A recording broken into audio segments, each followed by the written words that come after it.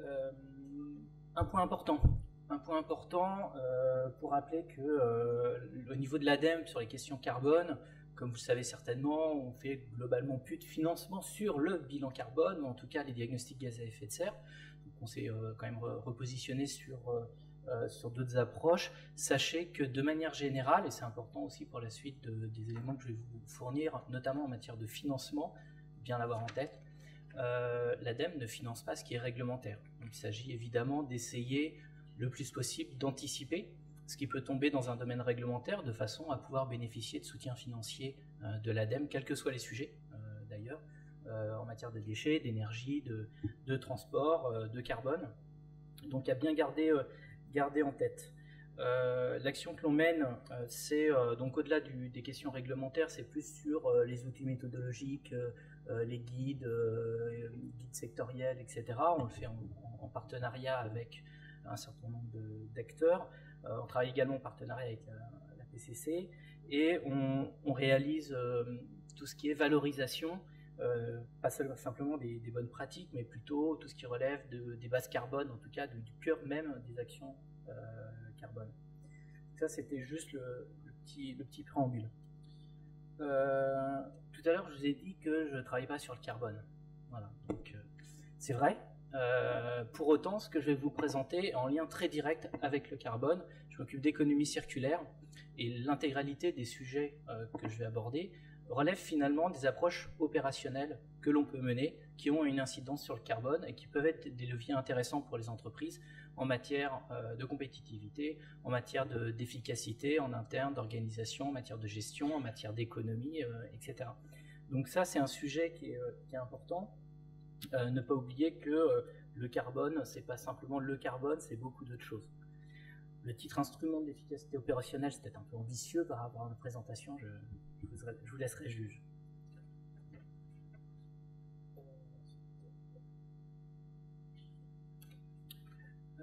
En fait, je vais l'aborder au travers justement de l'économie circulaire.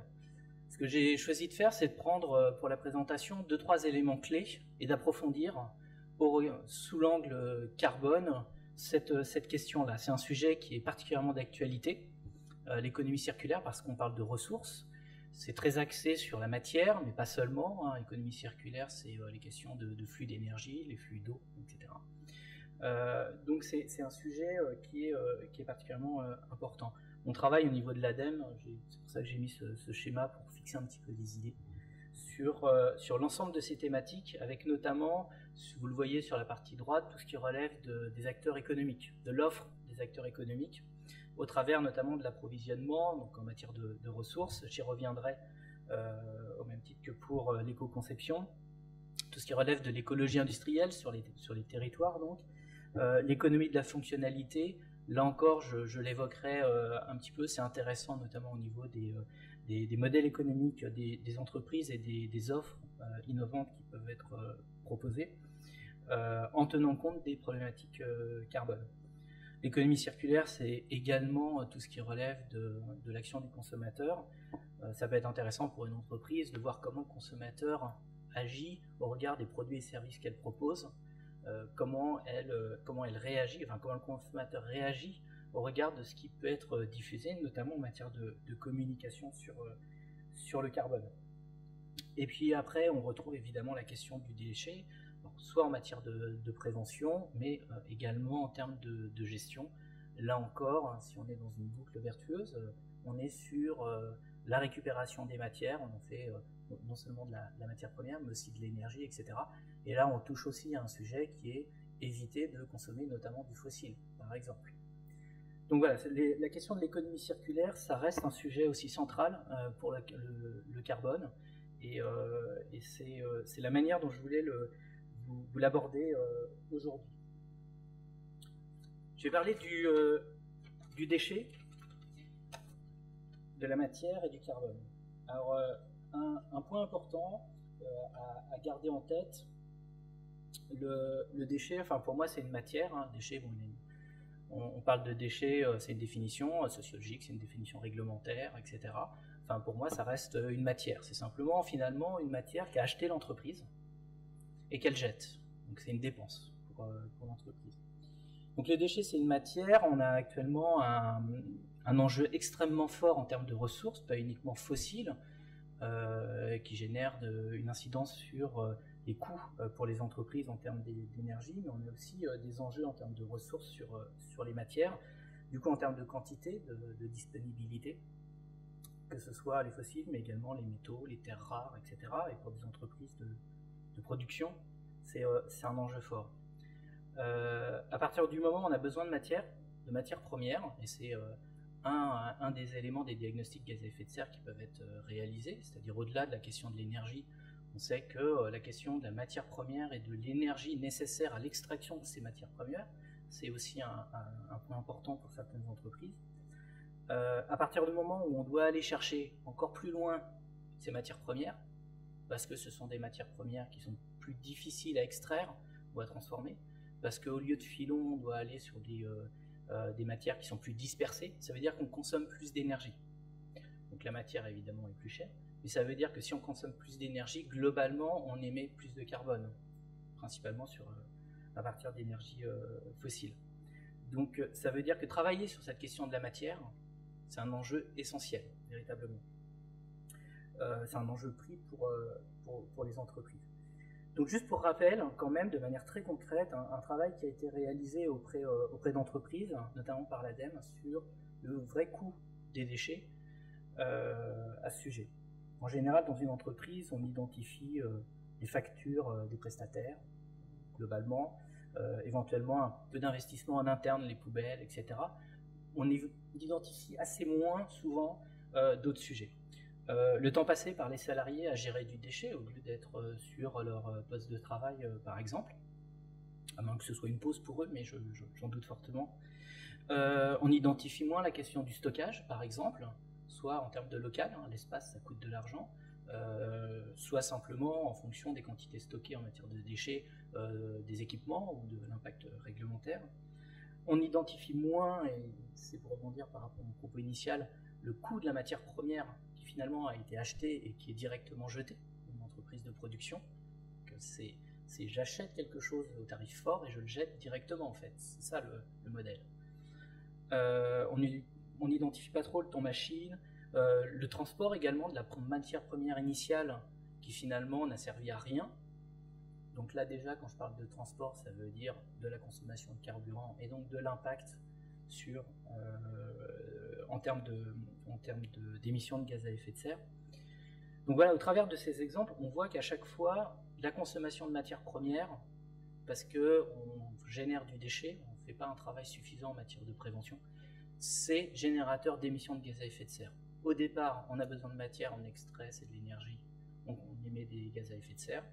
On transporte de la matière première qui deviendra un déchet, donc inutile, on émet des gaz à effet de serre et on a donc des émissions importantes.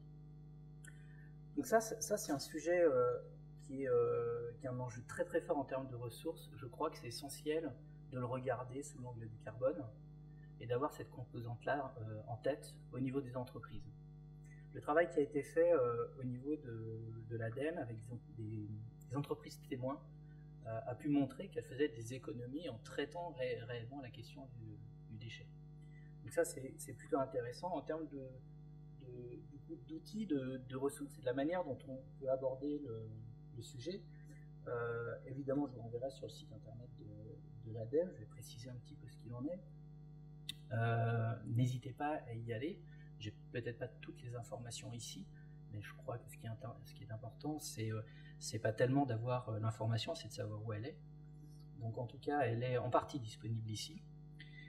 Vous aurez accès, par exemple, aux fiches entreprises témoins sur les retours d'expérience et notamment économiques, je parle d'euros, sur ces questions de prévention déchets et donc d'actions mises en œuvre en matière de diminution de la quantité de matières premières. Pour ce qui est des financements de l'ADEME, je vous rappelle que de manière générale, tout ce qui relève des prédiagnostics, diagnostics ou études de projet sont des choses que l'on finance. Il faut évidemment voir en fonction des régions, des sujets, mais globalement, on apporte des financements sur ces domaines et sur ces thématiques. Ça reste assez ouvert, assez souple. Sachez que notre approche, elle n'est pas uniquement, peut-être pour le pré-diagnostic, mais elle n'est pas uniquement d'avoir un diagnostic état des lieux, elle est d'avoir un diagnostic avec le plan d'action et la manière dont on peut réaliser ce plan d'action. L'ADEME finance, je le rappelle, c'est pas suffisamment souligné, l'accompagnement à la mise en œuvre des actions. Voilà.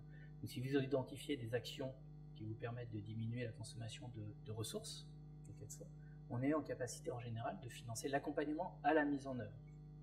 On finance pas souvent de l'installation technique, il faut voir les dispositifs, mais en tout cas l'accompagnement à la mise en œuvre, c'est faisable. Et je rappelle également qu'on travaille avec des partenaires vers qui vous pouvez vous tourner, qui sont notamment les chambres de commerce, qui peuvent réaliser un certain nombre de prestations, d'accompagnement, soit de manière individuelle, soit dans le cadre d'opérations collectives que par ailleurs on finance. Donc ça c'est important, la question du déchet, de la matière première. Derrière, il y a des impacts gaz à effet de serre forts. En termes d'outils et de méthodes, c'est travailler sur la prévention déchets. Vous avez fait votre diagnostic gaz à effet de serre. Maintenant, il faut travailler sur la matière. Ça, c'est un élément de l'aspect matière. Il y en a un autre, c'est l'éco-conception. Ça a été dit, notamment par Brigitte Louvet dans le cadre des orientations du SREC, enfin, du SRCAE. Il y a un travail qui est important, c'est le petit nom, l'habitude. Il y a un travail qui est important à réaliser et à avoir en tête et qui relève de l'éco-conception dans le sens où on est déjà sur une boucle, au même titre que l'économie circulaire, et qu'à chacune de ces étapes, on questionne la question du carbone. Pas seulement, évidemment, quand on parle d'éco-conception et d'analyse de cycle de vie, on aborde tous les sujets. Donc, je ne pense pas que carbone, hein, je pense eau, je pense déchets, je pense qualité de l'air, eutrophisation, pluie acide, etc. Mais on questionne aussi la question du carbone. Et donc travailler sur l'éco-conception, c'est aussi aborder cette question-là. Et dans certaines entreprises, le travail sur l'éco-conception met en avant la nécessité d'avoir des actions très fortes sur certains sujets qui ont des impacts carbone intéressants. Enfin, en tout cas, à traiter. Sur les questions d'éco-conception, au niveau de l'ADEME, ce qu'on fait en général, c'est non seulement les financements de tout ce qui relève des études et des accompagnements, mais c'est aussi les retours d'expérience que l'on peut proposer. Peut-être un rappel quand même sur l'éco-conception. Quand je parle d'éco-conception, je ne parle pas que technique, c'est-à-dire ne voyez pas un discours du spécialiste de l'éco-conception qui regarde que la question environnementale. Non seulement on prend en compte la question de l'environnement, mais on aborde aussi la question du positionnement de l'entreprise par rapport à son produit ou son service, sa stratégie, de son marketing, de la communication, de l'innovation. On essaye d'avoir une vision large des choses, la plus globale possible. C'est pour ça qu'en termes d'action et d'accompagnement concret sur le sujet, au niveau des études, on intègre ces notions-là. Donc ce ne sera pas simplement une étude type analyse de cycle de vie ou éco-conception, je dirais technique et environnementale. On est vraiment sur une approche globale. C'est la tendance en plus qui est de toute façon mise en œuvre actuellement sur le territoire avec les partenaires. En tout cas, c'est les propos que l'on tient. Pour information, en termes de retour d'expérience, il y avait eu une étude en 2008 qui a été réactualisée en 2014, réalisée par le pôle éco-conception de Saint-Étienne, en tout cas avec le pôle de Saint-Étienne, qui faisait un état des lieux de la profitabilité de l'éco-conception pour les entreprises. Les retours sont particulièrement favorables à la prise en compte de la conception des produits et des services pour une entreprise. Donc la composante carbone faisant partie intégrante de l'éco-conception, c'est un sujet d'importance à traiter. En termes de financement, juste pour vous rappeler, les taux d'aide, et c'est valable à chaque fois pour les études, c'est 50, 60 ou 70% selon la taille de l'entreprise. Sur les partenaires qui peuvent vous accompagner aussi sur ces questions-là, vous avez évidemment les chambres consulaires avec qui on travaille beaucoup, notamment sur des opérations collectives. Vous pouvez avoir aussi des fédérations professionnelles. Il faudrait vous rapprocher de celles dont vous pouvez dépendre éventuellement. et puis d'autres acteurs du territoire qui sont intéressés par ces sujets, par les régions entreprises, la région. Je sais que la TRIE, c'est pas marqué, mais travaille aussi sur ces questions-là. En tout cas, c'est un vrai sujet à prendre en charge. Notez qu'il existe un annuaire de l'éco-conception qui est tout juste sorti, qui n'est pas disponible directement sur Internet, mais il y a mes coordonnées, vous passez par moi et je vous transmets les éléments pour que vous puissiez avoir accès à ce nouvel outil, dont j'ai pas eu le temps encore de trop regarder. Mais dedans, c'est un annuaire qui a été créé par l'ADEME, dans lequel on retrouve tout ce qui relève des outils, des acteurs, les prestations, les formations.